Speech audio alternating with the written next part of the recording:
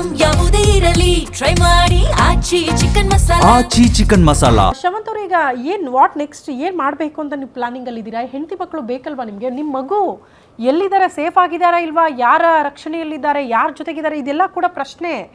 At least ನೀವು ಒಂದು missing complaint ಕೊಡಬೇಕಿತ್ತು. ಯಾಕೆ ನಾಗಲಕ್ಷ್ಮಿ ಅವರು ಮಿಸ್ಸಿಂಗ್ ಕಂಪ್ಲೇಂಟ್ ಕೊಡಬಾರ್ದಾ ಹೆಂಡತಿ ಮಕ್ಕಳು ಬೇಕು ಅಂತ? ಪೊಲೀಸರೇ ಕರ್ಕೊಂಡು ಹೋಗಿದಾರಂತೆ. ಯಾವ ಆಧಾರದಲ್ಲಿ ಹೇಳ್ತೀರಾ? ಹೆಂಗೆ ಹೇಳ್ತಾ ಇದ್ದೀರಾ ನೀವು ಪೊಲೀಸರೇ ಕರ್ಕೊಂಡು ಹೋದ್ರು ಅಂತ? ಕರೆಕ್ಟ್ ಅಲ್ವಾ ಮೇಡಮ್? ಈ ತರ ಪ್ರಶ್ನೆಗೆ ಉತ್ತರ ಕೊಡೋದಕ್ಕೆ ನನ್ನ ಕೈಲಾಗಲ್ಲ. ಯಾಕಂದ್ರೆ ಅವರು ನಾವು ಎದ್ರಕೊಂಡು ಬಾಳಕ್ಕಾಗಲ್ಲ. ಅವ್ರು ಕರೆಕ್ಟಾಗಿ ನ್ಯಾಯ ಕೊಡ್ಸಿರ ನಾವು ಇಲ್ಲಿ ಗಂಟ ಬರೋ ಪರಿಸ್ಥಿತಿನೇ ಇರ್ತಿರ್ಲಿಲ್ಲ. ಆಯ್ತಾ? ಇನ್ನೊಂದು ಏನು ಅಂತ ಅಂದ್ರೆ, ಅವಳು ಎಲ್ಲಿದ್ದಾಳೆ ನನಗೆ ಕರೆಸ್ಬಿಟ್ಟು ಬತ್ತೋಳೆ ಇಲ್ವೋ ಅದು ಬೇಕಾಗಿಲ್ಲ, ಬರೋದಿಲ್ಲ ಅಂತಂದರೆ ಬರ್ಕೊಟ್ಬಿಟ್ಟು ನನ್ನ ಮಗು ನನಗೆ ಬೇಕು ಮೇಡಮ್. ಏನು ಹೊರಿದ ಮಗುನ ನಾನು ಅಲ್ಲಿ ನಾನು ಬೆಳಗ್ಗೆ ಬಿಡೋಲ್ಲ. ಇಷ್ಟೆಲ್ಲ ಆಗಿ ಗಂಡ ಬೇಡ, ಇದು ನ್ಯಾಯವಾಗಿ ಮನೆ ಮಕ್ಳಿಗೆ ನೋಡ್ಕೊಂಡಿರೋರ್ಗೂ ಮೋಸ, ಇತ್ತಾಗಿ ಕಟ್ಕೊಂಡಿರೋ ಗಂಡಂಗೂ ಮೋಸ, ಎಲ್ಲ ಮಾನ ಮರಿದಿಲ್ಲ ಅವಳು. ಏನು ಹೊರಿದ ಮಗ ದೂರ, ಇವೆಲ್ಲ ನನಗೂ ಸಹಿಸ್ಕೊಳಕ್ಕಾಗಲ್ಲ ಮೇಡಮ್. ನನ್ನ ಮಗು ನನಗೆ ಬೇಕು, ಕರ್ಸ್ಕೊಡ್ಲಿ. ಏನು ತಪ್ಪು ಮಾಡಿಲ್ಲ ಅಂತ ಮೇಡಮ್ ಕಾಲಿಗೆ ಬಿದ್ಬಿಟ್ಟು ಅವಳು ಕ್ಷಮೆ ಕೇಳ್ಬಿಟ್ಟು ಹೋಗಲಿ ಅಷ್ಟೇ. ಇದು ನನ್ನ ಒಪ್ಪಂದ. ಈಗ ಹೆಂಡತಿ ಮಕ್ಕಳು ಬೇಕು ಅಂತ ಅವ್ರು ಹೇಳಿದ್ರು ಕೂಡ ಪೊಲೀಸರೇ ಕರ್ಕೊಂಡು ಹೋದ್ರು, ನಾನೇನು ಕಂಪ್ಲೇಂಟೇ ಕೊಟ್ಟಿಲ್ಲ ಅಂದರೆ ಲೀಗಲಿ ಫೈಟ್ ಮಾಡೋಕ್ಕಾಗಲ್ಲ ಈ ಥರ ಆದರೆ ಅಂತ ನಾನೊಂದು ಕ್ಲಿಯರಿಟಿ ಕೊಡ್ತೀನಿ. ಯಾಕೆ ಅವನು ಆ ಥರ ಹೇಳ್ತಿದ್ದಾನೆ ಅಂತಂದರೆ, 15ನೇ ತಾರೀಕು ಆಕೆಗೆ 4 ಗಂಟೆವರೆಗೂ ಸರಿಯಾಗಿದ್ದ ಆಕೆ ಅದಾದ್ಮೇಲೆ ಬದಲಾಗ್ತಾ ಹೋಗ್ತಾಳೆ. ಇವ್ನು ಹೋಗಿ ಎಷ್ಟು ಅವಳನ್ನ ಬೇಡ್ಕೊಳ್ತಾನೆ ಅಂದರೆ, ಬಾ ಅಂತ ಕರೆದ್ರು ಬರಲ್ಲ. ಆ್ಯಕ್ಚುಲಿ ಅವಳು ಎದ್ದು ಬರೋಕ್ಕೆ ಪ್ರಯತ್ನ ಪಟ್ಟರು. ಅಲ್ಲಿ ಇದ್ದಂಥ ಬೆನ್ಗಾವಲು ಮಂಗಳ ಅಂತ ಏನು ಪೊಲೀಸ್ ಬೇರೆ ಇದ್ರು, ಆಕೆ ಬಿಡ್ತಾ ಇಲ್ಲ. ಮೇಡಮ್ ನಂದಿದೇನಿಲ್ಲ, ನೀವು ಸರ್ಕಾರಿ ಇನ್ಸ್ಪೆಕ್ಟರ್ ಫೋನ್ ಮಾಡಿ ಕೇಳ್ಕೊಳ್ಳಿ. ಸೊ ಅವ್ರ ಕೆಲಸ ಏನಿದೆ ಅವ್ರ ಡ್ಯೂಟಿನ ಅವ್ರು ಮಾಡ್ತಾ ಇದ್ರು. ಸೊ ಅವ್ನು ಎಷ್ಟು ಕರೆದ್ರು ಅಟ್ಲೀಸ್ಟ್ ಅವ್ನು ಸ್ಟೇಷನ್ ಮುಂದೆ ಅವತ್ತು ಆತ್ಮಹತ್ಯೆ ಮಾಡ್ಕೊಳ್ಳೋ ಪ್ರಯತ್ನ ಪಡ್ತಾನೆ ಮೇಡಮ್ 15ನೇ ತಾರೀಕು. ಅದೊಂದು ವಿಡಿಯೋ ಇದೆ. ಎಸ್ ಮೇಡಮ್, ಹೆಂಡತಿ ಬರ್ತಾ ಇಲ್ಲ, ನನ್ನ ಹೆಂಡತಿ ನನಗೆ ಕಳಿಸ್ಕೊಡಿ, ಯಾವ ಕಂಪ್ಲೇಂಟು ಬೇಡ, ಏನು ಬೇಡ, ನಾವೆಲ್ಲರೂ ಹೋಗಿ ಬದುಕೊಳ್ತೀವಿ ಅಂತ ಹೇಳಿ ಸ್ಟೇಷನ್ ಮುಂದೆನೇ ಆತ ತನ್ನ ಕುತ್ತಿಗೆಯನ್ನು ಇಸ್ಕೊಂಡು ಸಾಯ್ಲಿಕ್ಕೆ ಪ್ರಯತ್ನ ಪಟ್ಟಾಗ ಪೊಲೀಸ್ನವ್ರು ಅವ್ರ ಅಮ್ಮನ ಕರೆದು ಆಟೋಗೆ ಹಾಕೊಂಡು ಹಾಸ್ಪಿಟ್ಲಿಗೆ ಕರ್ಕೊಂಡು ಹೋಗುವಂತಿದ್ದಾರೆ ವಿನಃ ಅವ್ರು ಯಾವುದೇ ರೀತಿಯಾದಂಥ ಕಾರ್ಯಗಳನ್ನ ಮಾಡ್ತಾ ಇಲ್ಲ. ಇದೇ ವಿಡಿಯೋವನ್ನು ನಾನು ಮಾಡೋದಿಲ್ಲ, ಯಾರೋ ಅಲ್ಲಿ ನಿಂತಿದ್ದವ್ರು ಮಾಡಿಬಿಟ್ಟು ಯಾರ್ದೋ ನ್ಯೂಸ್ ಚಾನಲ್ಗೆ ಹಾಕ್ತಾರೆ. ಸೊ ಅದು ಕೂಡ ಒಂದು ನಿಗೂಢ ಅಂತ ಅನಿಸ್ಬಿಡುತ್ತೆ. ಆಗ ಇದನ್ನೆಲ್ಲ ನೋಡ್ಕೊಂಡಂತ ಈ ಪೊಲೀಸರೇ ಒಳಗಡೆ ಹೋಗಿ ಆಕೆಗೆ ಹೆದರಿಸ್ತಾರೆ. ಆಕೆ ಗಂಡನ ಹತ್ರ ಬರೋದಕ್ಕೆ ಹೆದರ್ತಾಳೆ ಮೇಡಮ್. ಈಗ ಪೊಲೀಸ್ ಜೊತೆ ಇದ್ದಾಗ ಅವನಿಗೂ ಒಂದು ಧೈರ್ಯ, ಎಲ್ಲೋ ಇದ್ದಾಳೆ ಅನ್ನೋದು. ಹೌದು, ಅವ್ರು ಆ ಸಾಂತ್ವನಕ್ಕೆ ಅವರೇ ಬಿಡ್ತಾರೆ ನೋಡಿ. ಹೊಳೆನರಸೀಪುರದಲ್ಲಿ ಸಾಂತ್ವನ ಕೇಂದ್ರ ಇದ್ರು, ಹೊಳೆನರಸೀಪುರ ಸಾಂತ್ವನ ಕೇಂದ್ರಕ್ಕೆ ಬಿಡಲ್ಲ, ಹಾಸನ ಸಾಂತ್ವನ ಕೇಂದ್ರದಲ್ಲಿ ಬಿಡ್ತಾರೆ ಅವಳನ್ನ. ಓಕೆ.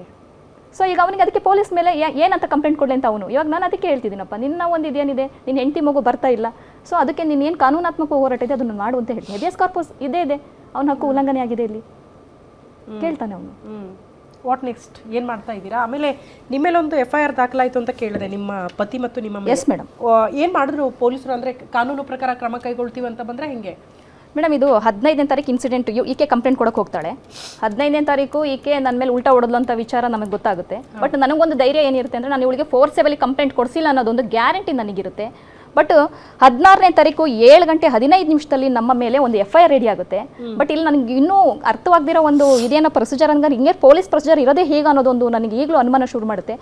ಅಟ್ಲೀಸ್ಟ್ ನನ್ನನ್ನು ಒಂದು ಎಂಕ್ವೈರಿಯನ್ನು ಮಾಡೋದಿಲ್ಲ ಮೇಡಮ್. FIRಗಿಂತ ಮೊದಲು ಹೈಕೋರ್ಟೇ ಹೇಳುತ್ತೆ ಡೈರೆಕ್ಷನ್ಸ್ ಇದೆ. ಬಟ್ ಒಂದು ಎಂಕ್ವೈರಿಯನ್ನು ಇವ್ರು ನನಗೆ ಮಾಡೋದು, ಪ್ರೈಮರಿ ಎಂಕ್ವೈರಿಯನ್ನು ನನಗೆ ಮಾಡೋದಿಲ್ಲ. ನನಗೆ FIR ಆಗಿರೋದ್ರ ಬಗ್ಗೆ ನನಗೆ ಗೊತ್ತೇ ಇಲ್ಲ. ಅಟ್ಲೀಸ್ಟ್ ನಾನು ಕರೆದು ಅವರು ಸ್ಟೇಷನಲ್ಲಿ ಒಂದು ಎಂಕ್ವೈರಿ ಮಾಡಬೇಕಾಗಿತ್ತು. ಯಾಕೆಂದರೆ ನಾನೊಬ್ಬ ವಕೀಲ ಆಗಿದೆ ಅನ್ನೋದು ಅವ್ರಿಗೆ ಗೊತ್ತಿತ್ತು. ಆದರೆ ಮೇಡಮ್ ಇವ್ರು ಯಾವುದನ್ನೂ ಸಹ ನನಗಲ್ಲಿ ಮಾಡೋದಿಲ್ಲ. ಏಕಾಏಕಿ ನನ್ನ ಕುಟುಂಬದ ಮೇಲೆ FIR ಮಾಡಿದ್ದಾರೆ ಇವರು. ನೆಕ್ಸ್ಟು 17ನೇ ತಾರೀಕು ಮೇಡಮ್ 3 ಗಂಟೆ 15 ನಿಮಿಷ ಅವತ್ತು ಸ್ವಲ್ಪ ನನಗೆ BP ಜಾಸ್ತಿ ಇತ್ತು. ಟ್ಯಾಬ್ಲೆಟ್ಸ್ ತಗೊಂಡು ಮಧ್ಯಾಹ್ನ ಊಟ ಮಾಡೋಣ ಅಂತ ಕೆಲಸ ಏನೋ ಮುಗಿಸ್ತಾ ಇದ್ದೆ. ಏಕಾಏಕಿ ಪೊಲೀಸ್ನವರು ನನ್ನ ಮನೆ ಹತ್ರ ಸುತ್ತುವರೆದು ಬಿಡ್ತಾರೆ ಮೇಡಮ್. 30 ಜನ, ಒಂದು 20 ರಿಂದ 30 ಜನ ಮೇಡಮ್. ನನಗೆ ಅಂಕಿ ಅಂಶಗಳ ಲೆಕ್ಕ ಇಲ್ಲ ಆ ದಿನ. ನನಗೆ ಅನಿಸಿದ ಅವತ್ತು ಹೇಗೆ ಅಂದರೆ, ಫುಲ್ಲು ನನ್ನ ಮನೆ ಸುತ್ತುವರಿತಾರೆ. ಅಲ್ಲಿ CCTV ಫುಟೇಜ್ಗಳು ಯಾವುದೂ ಇಲ್ಲ. ಅದೇ ಅಡ್ವಾಂಟೇಜ್ ಇಲ್ಲಿ. ಅದೆಲ್ಲ ಅವ್ರು ಗಮನಿಸಿದ್ರು ಅಂತ ಅನ್ಕೊಳ್ತೀನಿ ನಾನು. ಮೊದಲೇ ಪ್ರೀ ಪ್ಲಾನ್ ಇತ್ತು ಅವರಲ್ಲಿ ಅದು. ಯಾಕೆಂದ್ರೆ ನಾನು ಈಗಲೂ ಹೇಳ್ತಿದ್ದೀನಿ, ಇಲ್ಲಿ ಪ್ರೀ ಪ್ಲಾನ್ಡ್ ಕೆಲವು ಕಾಂಗ್ರೆಸ್ ಮುಖಂಡರು ಮತ್ತು ಈ ಪೊಲೀಸ್ ಇಲಾಖೆ ಅಧಿಕಾರಿಗಳು ಅಂತ ನಾನು ಅದನ್ನು ನೇರವಾಗಿ ಹೇಳ್ತಿದ್ದೀನಿ ಮೇಡಮ್, ಆರೋಪ ಮಾಡ್ತಿದ್ದೀನಿ ನಾನು ಇದನ್ನು. ಸೊ ಅಂಥ ಸಂದರ್ಭದಲ್ಲಿ ಏನಾಗುತ್ತೆ ಅಂದರೆ, ನನಗೆ 4 ವರ್ಷದ ಮಗು ಮೇಡಮ್, ನನಗೆ ಗಾಬರಿ ಆಗುತ್ತೆ. ಈಗ ನನ್ನನ್ನು ಕರ್ಕೊಂಡು ಹೋಗೋದಕ್ಕೆ ಒಂದು ಪ್ರೊಸೀಜರ್ ಇದೆ ಪೊಲೀಸ್ ಇಲಾಖೆಯಲ್ಲಿ, ಅದು ಅವ್ರಿಗೂ ಗೊತ್ತಿದೆ. ಅದು ನಾನೇನು ಹೇಳ್ಕೊಡ್ಬೇಕಾಗಿಲ್ಲ ಅವರಿಗೆ. ಆದರೆ ನಮ್ಮ ಮನೆ ಹತ್ರ ಹೆಂಗೆ ಸುತ್ತೋರಿತಾರೆ ಅಂದರೆ, ಈ ಟೆರರಿಸ್ಟ್ನ ಅರೆಸ್ಟ್ ಮಾಡ್ತಾರಲ್ಲ, ಯಾವ್ದಾದ್ರು ವಿಡಿಯೋಗಳಿದೆಯಾ ಅದಕ್ಕೆ ಮೇಡಮ್? ಅದೇ ಅಲ್ಲಿ ಯಾವುದು CC ಕ್ಯಾಮ್ರಾ ಇಲ್ಲ ಅಲ್ಲಿ ಮನೆ ಹತ್ರಕ್ಕಿಲ್ಲ. Yes madam. ಸುತ್ತೋರ್ದು ಬಿಡ್ತಾರೆ, ಸಡನ್ಲಿ ನುಗ್ಬಿಡ್ತಾರೆ ಒಳಗಡೆ. ಏಕಾಏಕಿ ನುಗ್ಬಿಡ್ತಾರೆ ನನಗೆ ಒಳಗಡೆ. ಅಕ್ರಮವಾಗಿ ನುಗ್ತಾರೆ ಮೇಡಮ್ ಇವರು. ಅದು ಅಕ್ರಮ ಅಂತ ನಾನು ಹೇಳ್ತೀನಿ. ನುಗ್ಗಿದಂಥ ಸಂದರ್ಭದಲ್ಲಿ ನಾನು ಹೇಳ್ತೀನಿ, ಸಂತೋಷ್ ಕುಮಾರ್ಗೆ ಹೇಳ್ತೀನಿ, ಸರ್ ನನಗೆ ಏನು ಸರ್ ಅಂದಾಗ, ಏನಿಲ್ಲ ನಿಮಗೊಂದು ಎಂಕ್ವೈರಿ ಇದೆ ಬನ್ನಿ ಅಂತ ಕರೀತಾರೆ. ಎಂಕ್ವೈರಿ ನೋಟಿಸ್ ಕೊಡಿ, ನನಗೆ ನೋಟಿಸ್ ಕೊಡಿ, ನಾನು ನೋಟಿಸ್ ಕೊಡದೆ ನಾನು ಬರಲ್ಲ ಅಂತ ಅಂತೀನಿ. ಆಮೇಲೆ ನೆಕ್ಸ್ಟ್ ಏನಾಗುತ್ತೆ ಅಂದರೆ, ಹೊರಗಡೆ ಎಲ್ಲರೂ ನಿಂತ್ಕೊಂಡು ನೋಡ್ತಿರ್ತಾರೆ ಮೇಡಮ್. ನನಗೊಂಥರ ಮುಜುಗರ ಆಗುತ್ತೆ.